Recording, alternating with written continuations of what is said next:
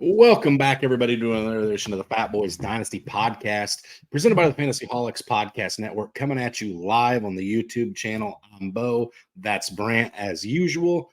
Brant, last week we did some busts. This week we're coming at you with some booms. But beforehand, there's some big thing happening in the league right now. Aside from the reporting of training camp, we've got a pretty prolific fantasy wide receiver who officially requested a trade yesterday. The rumors on Brandon Ayuk leaving the 49ers are really strong at this point, Brant. Where do you think he goes, and where do you want him to go for the best fantasy? Well, I talked about this last week in our bust episode. Ayuk was on that because we had no idea what was going on. Where I want him to go would probably put him right where his ADP is. It's probably his ceiling right now. Where I want him to go and where I think he's going to go is the exact same, and that's the Buffalo Bills. I think he winds up in Buffalo. I think he ends up killing the value of one of my guys that we'll talk about later down the road, possibly. But I think he goes to Buffalo. That's where the rumors were at the beginning of the offseason. He was going to Buffalo. Around the draft, he was going to Buffalo, and then now he's requested this trade. I really believe he's going to be a Bill by the end of this offseason. So you think a Bill and you'd prefer a Bill is what I'm gathering. Yeah. See, I think, Brant, I think he ends up being a New England Patriot is where I think he goes. I think the Bills would probably be, as far as, I don't really have a preference personally. I don't own any shares of them anywhere. I don't believe. But the Bills, I think, would give you the highest return on investment if you were to trade him, basically saying, yeah, it could be great. I don't know. Maybe I don't want any part of it. Maybe I don't trust things. You trade him. I imagine you could get a pretty good haul for him. However, I think the same could be true about buying him if he goes to New England, pairing him with Drake May, where there's nobody else on that offense that's a clear, I don't know, would anybody on that team be a clear number 2 anywhere else, realistically? I don't know. We'll have to look into that Patriots wide receiver room a little bit tighter at some point, but I think you could see an Adam Thielen-esque situation in Carolina with Brandon Ayuk in New England, where it's just one of those things where it's like, how the heck did that happen? He had 175 targets last year. A team that's going to play from behind a lot, and a team that's going to have to air it out to stay with it, especially in their division with Miami and the Jets that should be, much better this year. And then, of course, the Buffalo Bills. You talk about 6 games right there alone where the Patriots are going to have to put points on the board. And there was some rumors, right after things went down yesterday that the Patriots might be willing to trade a first-round draft pick next season for him. I think those talks have cooled a little bit, but I think there could be some sneaky fantasy value as a buy because I think Ayuk owners, I think, might be nervous about going to New England just because it's kind of gross on the surface anyway. But I think that could be a sneaky landing spot, Brent, where there could be a lot of fantasy relevancy. Yeah, absolutely. And a lot of things have started to cool off, especially with the rumors coming out. The teams are reaching out, and the Niners say they have no desire to trade him, and nor do they want to. But he was posting that he was happy with the way the talks were going for the contract, and then boom, all of a sudden it was back to the trade market. So it's going to be really interesting to watch this carousel go around. I believe he's already been fined once this offseason for missing OTAs. I could be wrong on that, but I believe he does already have one fine, and it could be coming up on number 2 because I believe the Niners were one of the teams that reported today. Yeah, it's crazy, Brand. It's you sign a contract and you have a job to do, and if you don't show up and do it, they don't tend to like that. We have a buddy at work that doesn't show up. I was going to say, it doesn't matter where you're employed. They don't appreciate it when you don't show up. All right. You know who does show up, Brent? The Fatboyz show up. And typically we show up with our bibs on. Yeah. And let's eat. Let's eat.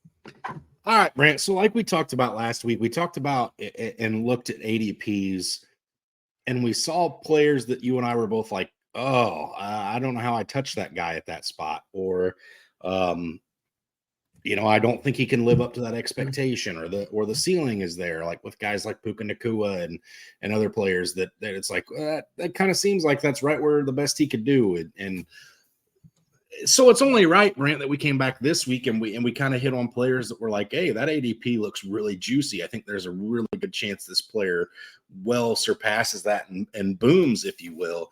And listen, just like when we plop down in the chair at our favorite buffet, there's going to be some booms with these players, Brant. Yeah, absolutely. And these are guys that just could surpass where their ADP is. And we think that they're going to maybe have a bigger role than what a lot of people are looking at, and other things. This is one of my favorite ones because it normally leads into our My Guys episodes, guys that we don't want to leave without. But yeah, these are guys that really, if you dig down deep, the way I got where my guys are, you can wait on some of these guys, and I think they may return value. I know you gave me your names, but I didn't look at the ADPs. I was going to wait for you to tell me them. But yeah, so these are guys that we like, and we're tending to wait on and going ahead and grabbing them. Yeah, and again, Brant, sometimes you got to put your money where your mouth is, and I know every guy on this list I own at least in one of my dynasty leagues.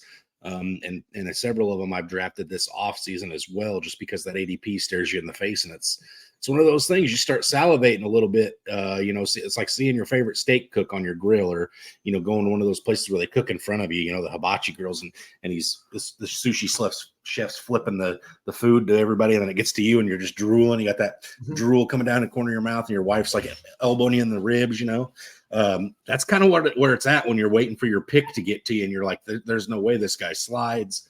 He's going to go way better than where I'm drafting him at. And I think we've got 6 guys today that we can talk about that fit that mold. Yeah, absolutely. I'm going to go ahead and kick us off too with my first one. You said you have looked at these guys and you own them. One of my guys I've been hardcore into making sure I acquire, and that'll be the last one I actually talk about. The other one is the one I'm going to talk about right now has been one of my instant regrets in trading. I moved on from him thinking it was the downfall of him, and that's Amari Cooper. He's been a top 20 wide receiver and over 1,000 yards every year except for 2 in his 9-year career. He was a wide receiver 20 last year without a healthy Deshaun Watson. Watson only played in 6 games. A lot of people forget that even when Watson did play, he was knocking some rust off. He was banged up. He wasn't getting the proper relaxation prior to the game, so he was a little tight in his muscles. But yeah, Amari Cooper he's coming off a great season where he finished as wide receiver 20. He's going as a wide receiver 30 in draft. He's the 57th player off the board, which is crazy. You got 30 wide receivers inside the top 60 coming off the board. Cooper's proven it time and time again in both Oakland, Dallas, and now Cleveland that he is one of the favorite weapons of most quarterbacks that he's played with. And excuse me, you still have that question mark in Nick Chubb. What's Nick Chubb's role going to be? Is he going to be back? Is he going to be healthy? Or is Cleveland going to turn and start to rely on that pass more than normal? I know they added Judy. I know Elijah Moore's still there. But Amari Cooper's been one of the most reliable guys. And like I said, he's going as the 57th player off the board. This is a guy that you could steal in roughly the 5th, 6th round. And he could be a great wide receiver too for you if you're trying to even out this team. I know he's up there at 30 years old, but he still, I think, has a couple more good years left in him. Yeah, so and that's interesting too, because you did bring up some of those other names, and I know a lot of people will be shy, and probably part of the reason Amari's ADP has fallen as far as it has is because of the addition of Jerry Jeudy. People are probably going to be a little nervous about that, but listen, I think last year we talked about this a couple weeks ago. As well, I think last year Jerry Jeudy finished as like wide receiver 54 or something to that effect. So, that doesn't scare me off Amari. And I know I know you traded him. I've kind of been down on him the last couple of years because I just keep waiting for the bottom to fall out, but it doesn't happen. He's consistent every single year, and I wouldn't be shocked at all to see him outperform that ADP. And once again, especially if that Browns offense takes a step forward, whether Chubb's healthy or not. Jerome Ford looked good carrying that load last year. If you get Deshaun Watson under center healthy for a full season, I think that passing game alone looks much better. Absolutely. Absolutely. All right, I'm going to start with my wide receiver as well, Brant. I'm going to start with Deontay Johnson now of the Carolina Panthers. He's going off the board at the 93rd overall player off the board. Sleeper, I thought this was interesting, Brant. I was pulling some projections off of Sleeper, and I just, Sleeper is projecting Deontay Johnson this year for 66 receptions, 690 yards receiving, and only 4 touchdowns. Last year in 3 games, in 13 games, he had 51 receptions, 717 yards, and 5 touchdowns, and finished as wide receiver 45. So if you give him a 17-game rate at that, Brant, he's going to be a top 35 wide receiver, and he's going to smash these projections. Now, here's where I think this is interesting, and I think this is where I'm leaning as far as things go. I think a lot of people are looking at that Carolina Panthers offense as an offense they don't really want to invest in because is it going to be Xavier Leggett? Does Jonathan Mingo potentially get some run this year? Adam Thielen looked amazing out of nowhere last year, and then you've got Jonathan Brooks. And really, I think in redraft in a vacuum, I don't think you touch Jonathan Brooks super late just because there's not going to be a whole lot of production early. But again, if Deontay Johnson comes in, who I think we could all agree is a bigger, stronger, faster version of Adam Thielen at their points in their career right now.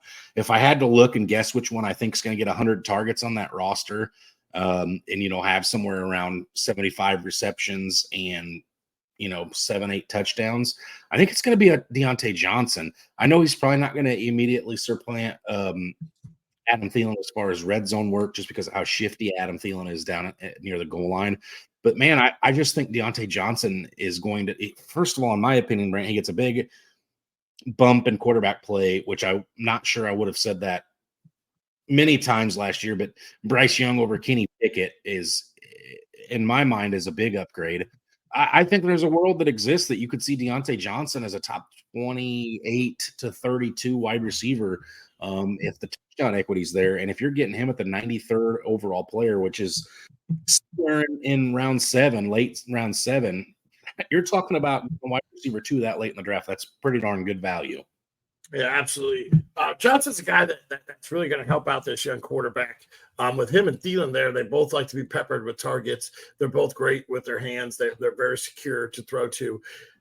And Deontay Johnson normally is just lacking touchdowns in his production. And we've talked about the new head coach there, how he got Geno running right. He got Mayfield running right. So I think Johnson's going to be a great addition to Bryce Young and his development. So I absolutely love this guy. Where'd you say his ADP was? 93. Yeah. So yeah, he's way down there. You're getting him as a wide receiver 4, wide receiver 5 guy, a guy that you could plug in if it hits. You're not even risking anything there. Right. So my next one is, I talked about his backup earlier, who I think could take over this backfield. Then I got to looking a little bit more, and I'm going to retrace my steps a little bit. I'm going to talk about Devin Singletary. I want to make sure I say the name right so old Bo doesn't come at me with the wrong language here. Why are we letting an RB1 on a team fall outside of the top 30 running backs? So you're telling me multiple backups are being drafted before this guy in most drafts. He's going outside the top 30. He's just 2 years removed from finishing as a top 24 back. And he's got a bunch of unproven talent. Young. They are young, but he has a bunch of young, unproven talent. He's on the depth chart. He's only 26 years old. Let's remember he's being reunited with Daboll there in New York, where he played with in Buffalo. So he's already has a good concept of the offense. He's coming in. He's a veteran of the NFL, so he gets a little more leg up on learning it and everything else too. And we all know Daniel Jones loves to dump the ball down, dump off, dump off, dump off. We saw it with Singletary, we saw it with Barkley, and I know that the line's not the greatest or anything else, but this Giants team is trending upwards with their offense and defense. I'm not so sure about their quarterback, but there's a good chance that does trend upwards when Drew Lock takes over that at some point. When he takes over the realm or the helm there. And then we may have to then you may have to start shipping Singletary, because I don't think Lock's going to dump down as much with that cannon of an arm he has. But with the offense, they really added Malik Neighbors to the skill group. And then there's not a whole lot of other additions on the outside. We're talking about barely knowing any of the wide receivers. I think they still have Slayton there, Wandale Robinson. I know I'm missing another name. But this is a guy like just say again. Jalen Hyatt. Yeah. So it's a guy that he's just a couple years removed. He's still the RB1 on the depth chart. He's still the best running back in town. And he's going outside the top 30. So if you're in a 0 RB draft style, this is a guy you could steal. And he's still in a 0 RB. You're still probably grabbing him as your third running back. Let's talk about one of the biggest things. He averages over 4 yards per carry in his career. Every single year, he's averaged over 4 yards per carry. I think 4.2 was his lowest. So that's pretty good for a running back. Touchdowns have been few and far between. He only had 4 last season and 6 total the year before. He had 5 and then 1 reception. Singletary is almost a 100th player off the board. Total, I think it was like 102 or 103. He could be a huge steal, and he could be a huge plug and play guy for bye weeks or even every single week. This is a guy that could lead the backfield all season. I understand that Tracy's there, and I do like Tracy too. But Singletary does have a leg up with being there with the ball Dable before. So I think that this is a guy that you guys could be talking about later down the year. This is a guy you might be able to go grab off waivers in some dynasty leagues too, because if you got a shorter bench, this is a guy that a lot of people are like, oh, this is gross. This is gross. He got beat out. He's been beat out. He's been beat up. I don't know if he's going to get beat out this year. Yeah, and it's weird how we're talking about that, because last year you and I were on record pretty early and pretty often saying that Damian Pierce was going to get beat out last year by Devin Singletary. And I do think I would probably put Damian Pierce at this point ahead of most of the other backs in New York outside of Singletary. So yeah, I think you're talking about a guy who gets somewhere in the neighborhood of 70% of the bulk of the work in that backfield. Brant, I'm all over Devin Singletary this year. I love him. You and I were just in a draft this weekend with some other content creators from some different places, and that we may be doing some guest appearances either on our show or their show at some point. But anyway, and I snagged Devin Singletary on one of the few picks I was able to actually be at my phone for. I think I only had auto drafted like 4 or 5, but Devin Singletary is a guy that I saw coming back to me, and I'm like, my running backs are kind of thin. I got to get another guy who I think is going to be a bell cow, or not a bell cow that late, but a guy who I think is going to have bulk of the work.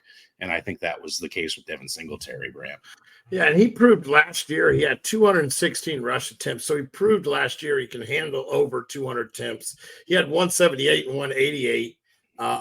3 years ago, Dable was in Buffalo, had 188 carries and 7 touchdowns. That actually was his best season on record, where he finished as the RB20 in PPR leagues.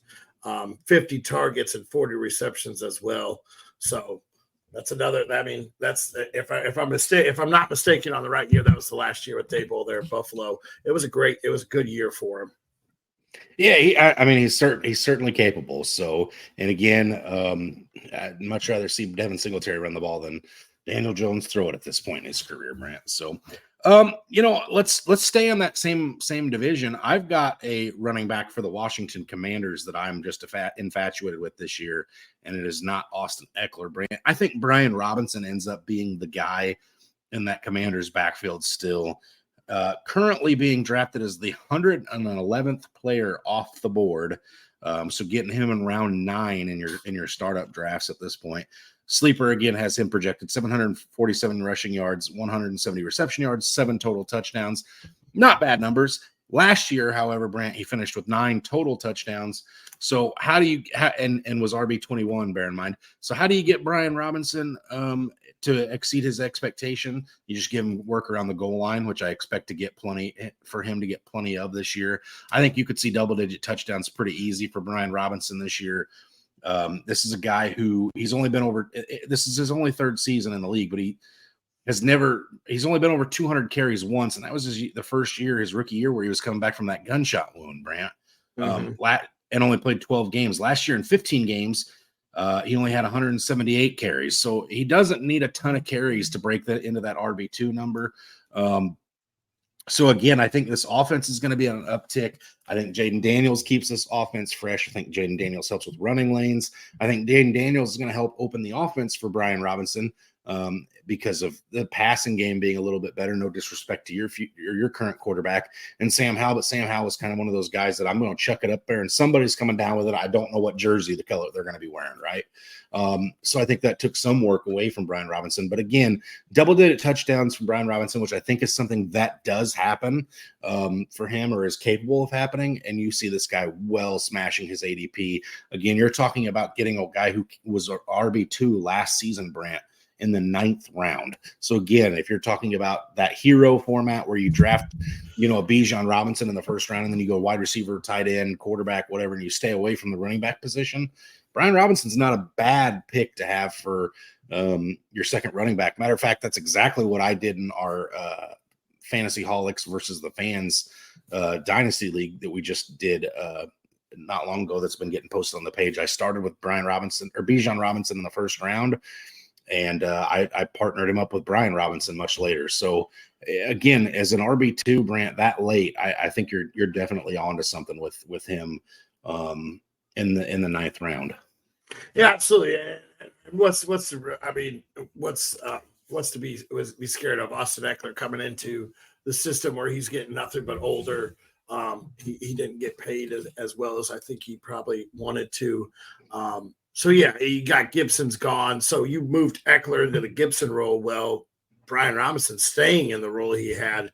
So I'm not sure why you're getting scared of him. I absolutely love Brian Robinson. That was one of the names that I was looking at to do on today's episode.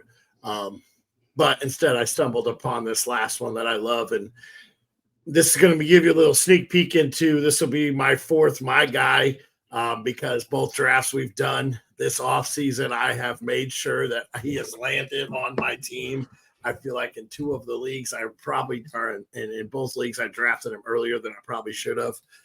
That's Kendre Miller going as 141st player off the board. And I'm going to tell you, this is my heart pick. This is an explosive player with amazing hands out of TCU. Here's how well people are thinking of his hands. They have it projected for 136 receiving yards and on 19 receptions. I understand it doesn't sound that great, but they're already projecting him, and he's a backup to a lot of people are saying to Kamara and to Jamal Williams. You're right. He probably is a backup to Kamara. Jamal Williams is a whole different role in its own entity. Kendre Miller has a great shot to surpass Alvin Kamara this offseason because Kamara's already in contract disputes. He's already been fined for missing OTA. He's talking about missing training camp. Kamara could end up being a camp cut. I didn't look deep into the contract, but I don't think that it's going to kill the Saints all that much any worse than they've already killed themselves if you look at their cap issues. And if Kamara goes and you just draft a guy outside of the 140 players, this guy could take off and be talked about as a league winner if something were to happen to Kamara or if Kamara gets cut. This guy could be a league winner. He is versatile with the ball. He had 2 games where he had 36% of the carries, and he finished his RB20 and RB13 in those 2 weeks where he had over 35% of the carries. His rookie season got a little derailed due to an ankle injury. Yeah, knee injury in the preseason, ankle injury during the year that bothered him all year. So we never got to see his explosiveness. Mm-hmm. So if Kamara doesn't want to be in New Orleans, what stops them from putting this explosive player on the field and really seeing what they got in this 22-year-old? I absolutely love Kendre Miller moving forward, and I absolutely love him as a breakout this year. Do I think he's going to come out and win leagues right now? No. But there's not a whole lot in front of that you could be talking about for him to get a lot of work. Yeah, I think, first of all, I think I'll say this. I think Kamara is probably there on the roster this season just because of how bad the salary cap is in New Orleans. If they were going to do that, they'd have done it already. I think post July 1st is usually when they get the big discount. I could be wrong on that, but I imagine they'd have done it already. I don't think he's under contract after the season, though. So, again, in a dynasty landscape, that's a slam dunk, no-brainer for Kendre Miller. We all think he's got the talent. He could be the similar workload to an Alvin Kamara, where, he never has the 1,000 yards rushing, but he may have 750 yards rushing and another 500 yards receiving. And let's be honest, that New Orleans Saints team's a dumpster fire, Brant. I think they're going to be a dumpster fire early. I think they're going to be a dumpster fire often. And hey, let's be honest, maybe they wave that white flag pretty early this season and they say, hey, Alvin, listen, as a business decision, why don't you let us see what we've got? You keep yourself healthy and go get you another payday someplace else. And I think that's how you potentially see Kendre Miller come in, or maybe there's off-field stuff with Kamara or something. I mean, you never want to put that out there into existence, but it's happened before. It wouldn't be the biggest shock. So, yeah, I think Kendre Miller is one of those guys that you talk about that Saints offense too, Brant. They've supported multiple fantasy-relevant backs for a lot of Kamara's career. If you think to Mark Ingram's time there, there's been some. It wouldn't shock me at all to see Kendre Miller have standalone value with Kamara staying in town. So we'll see how that plays out. As a Falcons fan, I hope they suck. We'll see. All right, I'm coming at you with my last one, and Brant, this last one I wasn't sure I really wanted to do after I started writing it down and looking at the ADP, and then I saw the level of disrespect and how bad this ADP currently is. And I was like, I have to bring it up because this is a slam dunk. There's no way outside of an injury this guy finishes that bad. That's Evan Ingram of the Jacksonville Jaguars. Him and Trevor Lawrence back together again next year. The situation there is, in my mind, very similar to what it was last year. Nothing's changed really for Evan Ingram. And oh, by the way, Brant, he finished his tight end 2 last season with 114 receptions, 963 yards, and only 4 touchdowns. I think those touchdowns go up. Sleeper is disrespectful as heck. 73 receptions, 705 yards, only 4 touchdowns. What's changed in Jacksonville, Brant? I'll tell you. Zay Jones got cut and Calvin Ridley left. They brought in Gabe Davis, who's a good football player every other week. And they brought in a rookie wide receiver in Brian Thomas, who I think projects to be pretty good. But I don't think either one of those guys are on Calvin Ridley's level at this point as far as getting some kind of targets in that offense. I still think it'll be Christian Kirk on the outside initially anyway. Trevor, there's nothing there's nothing out there that has changed in Jacksonville that says, oh, yeah, by the way, he's going to have 40 less receptions, 250 less receiving yards, and the touchdowns will be the same. It's not going to happen, Brant. I don't see a world in which that happens. Trevor Lawrence got very comfortable with Evan Ingram, especially down the stretch last season. Evan Ingram was putting on a clinic on being a classic tight end, just consistent week in and week out. Mm-hmm. This is a guy that I think he's going currently as the 70th player off the board. So that's why I said initially, I'm like, well, that doesn't sound that disrespectful because it's Evan Ingram and we've been waiting on him to hit. I didn't own him anywhere, so I didn't realize how hard he hit last year, Brant. Tight end 2, and it really wasn't close. I think he outscored Travis Kelce by like 15 fantasy points. So like a full game for Kelce for him to catch up. So at this point, Evan Ingram's got to have some respect on his name. I know all of us in the fantasy landscape are getting excited by, Trey McBride and Dalton Kincaid and names of that such, Sam Laporta, who's rightfully earned it. But Brock Bowers, George Kittle going in front of Evan Ingram at this point shouldn't be happening, Brant, in my opinion. I'm not so sure you should be taking, in a win-now situation, you should be taking Kincaid or McBride above him. I think those guys both have paths to be there. But, man, Evan Ingram's done it already, and nothing's changed for him. It should happen again this season. I look for Evan Ingram to smash his ADP. Even if he's a top 5 tight end, that gets him there because he's going as the 8th tight end off the board right now. That's the disrespect, Brant. Tight end 2 to tight end 8. I had him last year in one of in my keeper league that I do with a couple of buddies, and he pretty much carried my team because the rest of it wasn't doing a whole lot. His 2 seasons in Jacksonville is tight end 2, like you said, and then tight end 5 or tight end 6, depending on if you're in PPR or half PPR. This man's been phenomenal in Jacksonville, and he's a guy that you could just wait on and wait on and wait on and wait on. Let everyone else gather up the tight ends because most people don't even think about backing up tight ends. So he's going as tight end 8. So, excuse me, this guy is absolutely steel in every draft, and he's going really in that perfect round where you got him at 70. So you're in the 7th round. You've got your 2 wide receivers. Or your 2 running backs. Normally you got your 2 or 3 wide receivers. You're going, all right, do I take my quarterback? Wait a minute, Evan Ingram's sitting right here, a guy that is very consistent. He's not going to put Travis Kelce numbers up every single week, 37, 38 points, 20, 25 points, but he's going to be very consistent with his 15 to 20 points every single week. And he'll give you some big boom weeks too. I don't think I'd have to go completely back, but I don't think he really had a bust week at all last year. I think he was extremely consistent. If his bust week did happen, it was early while the offense was trying to figure it out. But everything got better for him in my mind. He's talking about how he wants to run deeper down the field, so that'll be, great for him too. You can't just guard him sitting over the middle.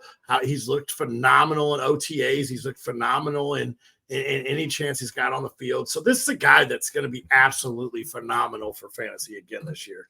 Let me just, I went and pulled it up when you brought it up. He finished outside the top 10 5 times last year. Week 5 against Buffalo, 7 against New Orleans, 10 against San Fran, who's being a top has the best coverage linebackers. 11 week 11 against Tennessee, he was tight end 17, and then Baltimore week 15. But here's what's interesting to me, Brant. In weeks 14 on, 3 times he had over 12 targets. 12, 15, and 13 happened during that stretch. This is a guy that Trevor Lawrence completely trusts. And if you go back and look at his targets, he was under 6 targets in like 4 games last year. I mean, he's definitely a guy who's demanding targets from Trevor Lawrence at this point. Yeah, and if I'm not mistaken, Jacksonville was still fighting for playoff contention all the way up through week 18. So obviously, hey, we got to win a game. Who am I putting the ball in his hand? I'm putting it in Ingram's hand. So obviously, he's trusting him in those must-needed situations. Absolutely, Brant. So I think that pretty well sums it up for today. I think we're going to try to do some My Guys next week, potentially. We'll see how that looks as we start diving into them, and maybe we realize some of our guys aren't our guys and some of them are, and we'll see where life takes us. But the plan is to be back next week at 8 o'clock again with some My Guys, Brant. Yeah, absolutely. And then I go on vacation, so the time frame may get adjusted. You and me will discuss it. I'm going to do my best I'm on vacation for 2 weeks. I'm going to do my best to at least get 1 episode out while I'm on vacation. I'll have everything with me. You guys have seen me do it before, to where I hop on with my little Bluetooth on, and I'll get down to business if I need to. But yeah, I'm excited for My Guys. As you saw, you got a little sneak preview into one of my favorite guys to be drafted at Dynasty. I want to do something a little different. I want to put it out now before this brain stops thinking about it, because I'm going to shut it off eventually. I want to talk about My Guy in your Dynasty drafts. So maybe a future guy that you think, but a guy that you don't want to leave Dynasty drafts without, and then a My Guy for redraft. Someone you think is going to completely – obviously we'll have 3 total, but I want one that we're really focused on. Hey, this is my guy in this year. This is my guy for the future. I want to try something a little different. Normally we just go talk about a guy. I want to talk about some future guys, since we are that Dynasty podcast show. I gave you one of mine in Kendre Miller. And I got to do some digging, because that was my guy to bring up when I started thinking about this a while ago, but I was like, we'll bring it up today. But yeah, it's going to be fun. My guy's always fun. It's probably my second favorite, up to the hot takes one. So, but as always, stay hungry. Stay fat, my friends.